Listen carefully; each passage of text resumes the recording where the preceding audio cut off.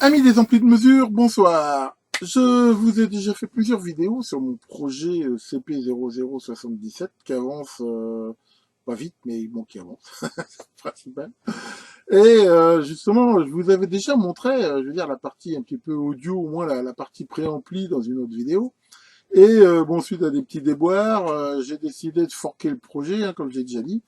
Et en fait, j'ai fait une version un petit peu simplifiée. Alors aujourd'hui, justement, je vais vous montrer cette version un petit peu simplifiée, hein, toute la partie audio. On va regarder un petit peu le schéma rapidement. Et surtout, je vais vous montrer un petit peu la fabrication. Et surtout, hein, suite à des demandes, hein, j'ai filmé un peu plus en détail toute la fabrication du blindage. Donc, regardons ça ensemble. Regardons donc ce nouveau schéma de l'étage d'entrée donc de ce fork hein, que j'ai fait. Donc c'est quelque chose de simplifié par rapport à l'ancien. Donc ici on va voir toute la partie audio. Alors voici l'entrée. Donc j'ai gardé, ça j'y tenais particulièrement une impédance d'entrée de 1 mégohm.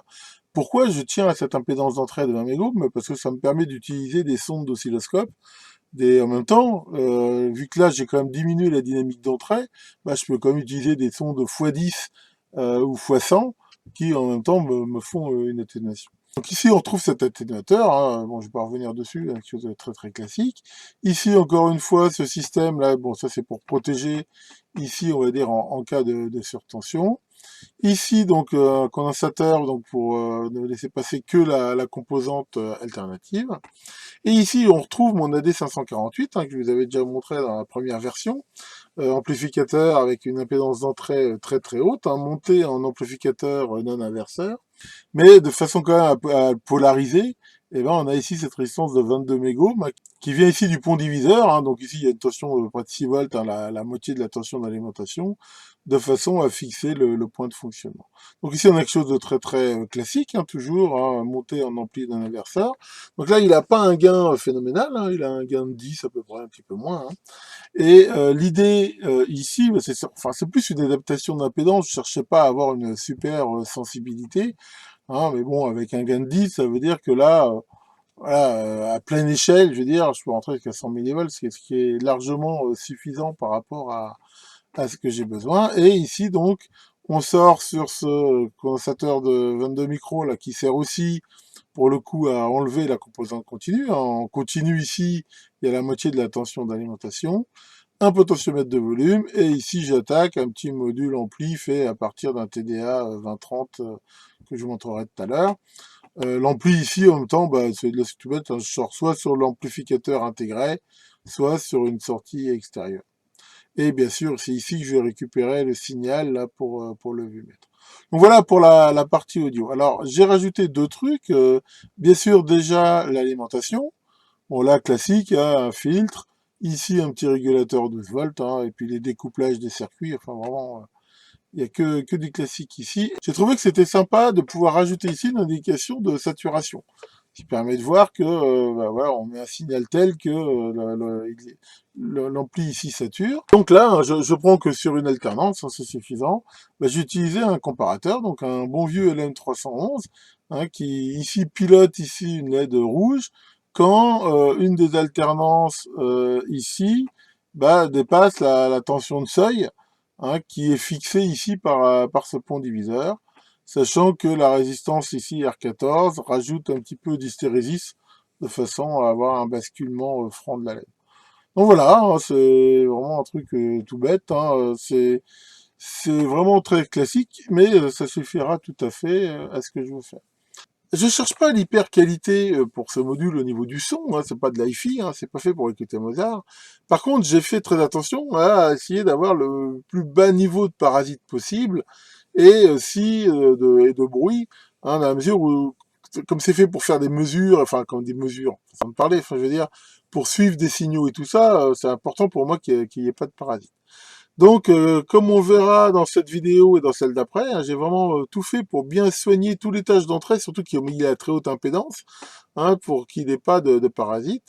Et justement, donc j'ai fait un blindage pour tout ce circuit-là. Et dernièrement, il y a des internautes qui m'ont demandé, bah justement, ils voulaient savoir un petit peu comment j'avais fait ça. Et donc là, j'ai pris la peine de filmer un petit peu toutes les étapes de la conception et de la fabrication de ce blindage. Et on va pouvoir regarder ça ensemble. Donc je commence à couper le circuit aux bonnes dimensions en utilisant ma cisaille Profiform qui marche pour la tôle mais qui fait merveille aussi pour les circuits imprimés. Et voilà. Et donc ce circuit qui doit prendre place à cet endroit-là et doit être blindé. Donc maintenant je vais percer des trous de 3 mm dans les coins et on va regarder ensemble comment on peut lui faire ce blindage.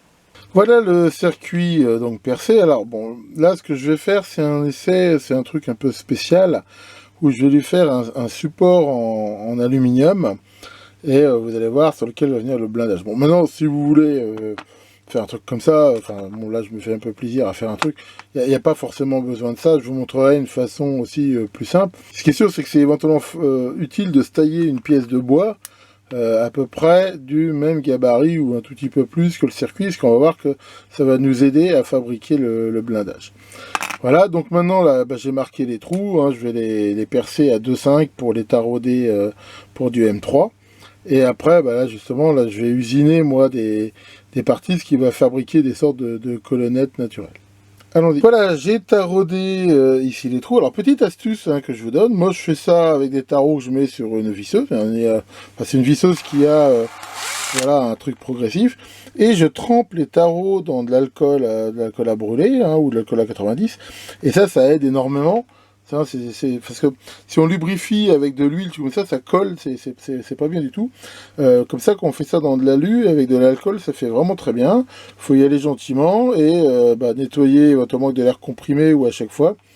Et voilà, en étant un peu soigneux, là, on taraude ça vraiment très très bien. Donc ce que je vais faire maintenant, je vais tracer et en fait je vais donner un coup de fraiseuse qui va me permettre ici de pouvoir fixer le circuit, mais en gardant un jeu en dessous bien sûr pour laisser de la place en dessous sur les connexions. Donc là je vais laisser 2-3 mm et ça me fera ici mon support.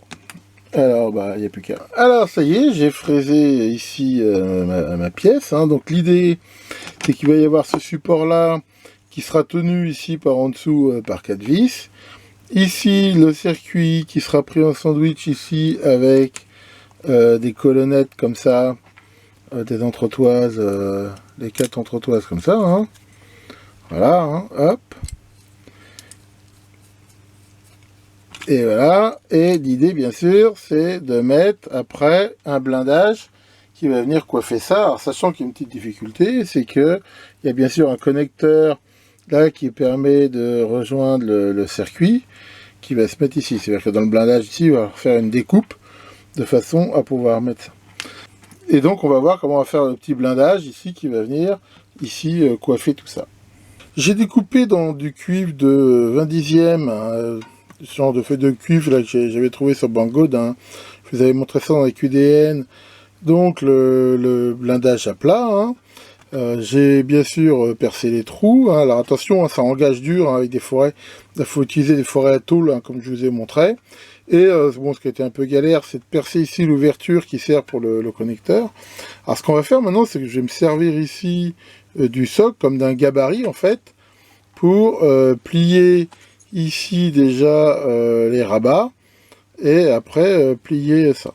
Donc je vais déjà le fixer temporairement ici, voilà, avec des vis là, voilà, de façon à pouvoir facilement plier ça. Donc voilà, j'ai fixé ça temporairement. L'avantage c'est que ça fait ici un bord, et sur ce bord on va pouvoir s'en servir, on va dire comme appui pour plier, et après serrer légèrement dans les taux pour bien marquer le pli.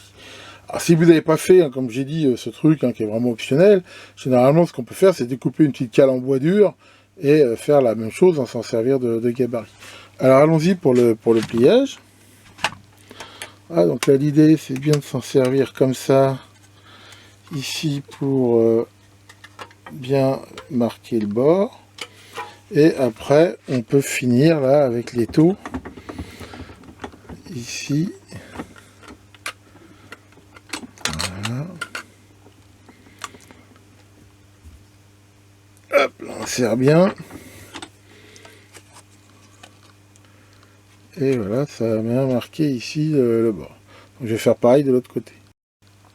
Voilà, donc là j'ai bien plié ici les bords. Donc bah, maintenant je vais pouvoir rabattre d'abord bien sûr ici ce bord-là et après les autres en marquant à chaque fois avec les taux. Alors c'est parti. Donc, voilà, on appuie bien et bien sûr ça force un petit peu là. Voilà, pour bien faire le pli. Pareil ici.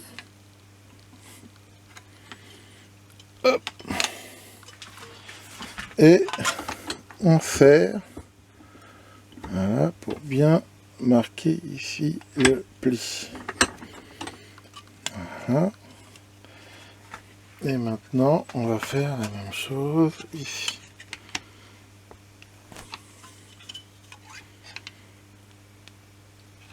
Voilà.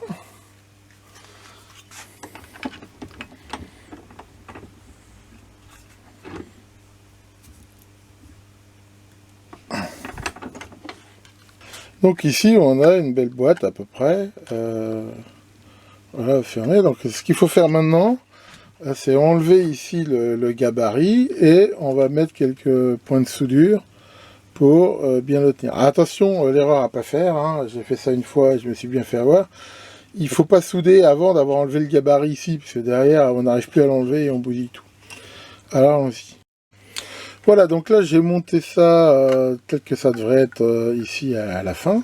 Et ce que je vais faire maintenant, eh ben, je vais serrer ici et souder un petit peu à l'étain, là, les bords, hein, de façon à bien rigidifier la boîte.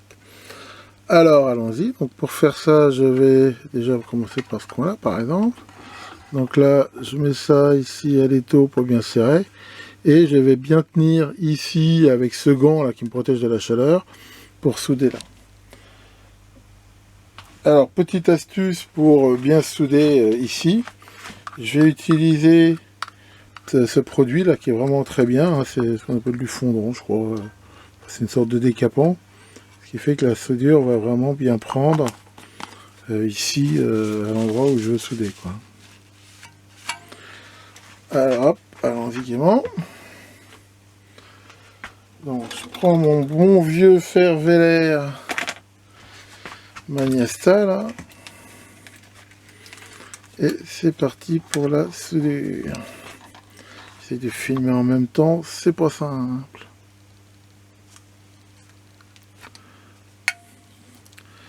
Bien sûr, ça bouge. Voilà. Ça sert à rien de mettre beaucoup de soudure, il faut juste ici faire un petit joint. Voilà. Je crois qu'on pourra après polir à la Dremel si on veut une belle finition. Voilà. Bon, je vais faire ça pour les quatre coins, hein, c'est pas la peine de tout filmer. Et voilà, le blindage complètement terminé, donc avec les joints ici. Bon, après j'ai bien tout nettoyé. Et donc ça fait un blindage, voilà, impeccable. Hein, et donc il va venir ici se mettre voilà, sur le circuit, sachant que là il y a la place pour mettre le connecteur. Et ce module va se fixer ici par en dessous avec 4 vis. Donc voilà le circuit que j'ai monté, hein, toujours sur mes super protoboards là, à plan de masse. Donc fidèle à ce que je fais de plus en plus, hein, c'est vraiment de l'hybride CMS, on va dire traversant. Hein. Donc ici on retrouve le régulateur, hein, c'est un 78L12 comme on l'a vu, mais en boîtier métallique. Là, le condensateur d'entrée, bon là je me suis fait plaisir, là j'en avais, c'est des très très bons condensateurs. Donc j'ai mis ça, bon c'est vrai qu'il prend un peu de place. Et donc ici on retrouve le comparateur et ici l'ampli. Pour info, comme on peut le voir ici pour les masses, voilà, hein, j'ai directement fait des ponts ici de soudure pour relier directement sur le plan de masse. Je l'ai fait aussi ici là pour mettre le condensateur là en voie de découplage, sachant que là bien sûr il faut donner un petit coup de Dremel pour pouvoir souder le condensateur directement sur la pâte. Donc sinon bon voilà, il n'y a rien à dire, hein, comme on voit. C'est sûr que le CMS hein, c'est pas très gros. Mais voilà, ça le fait bien, ça fait un circuit très compact, et surtout avec le plan de masse et tout, d'assez bonne qualité. Voilà, c'est maintenant donc mis en place, hein. Je l'ai fixé ici, donc sur la plaque à son endroit définitif. Et voilà, on voit ici avec les colonnettes et le blindage, voilà, se met parfaitement ici dessus. Voilà, avec les étiquettes sirop de rigueur. Et ben voilà, là on va avoir donc un préampli complètement blindé. Pour le module de puissance, je me suis pas embêté du tout. J'ai pris un de ces petits modules tout fait chinois, là je vous avais déjà montré dans un QDN. Et alors je l'ai par contre bricolé un petit peu. D'abord j'ai amélioré le refroidissement.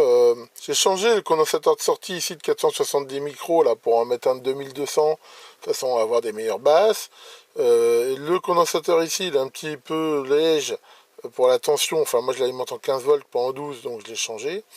Et j'ai viré, bien sûr, ici le potard ajustable de 10K, vu que moi, je vais y mettre un potentiomètre de façade. Pour le reste, j'ai rien changé. Donc, pour monter dans le module, voilà ce que ça donne.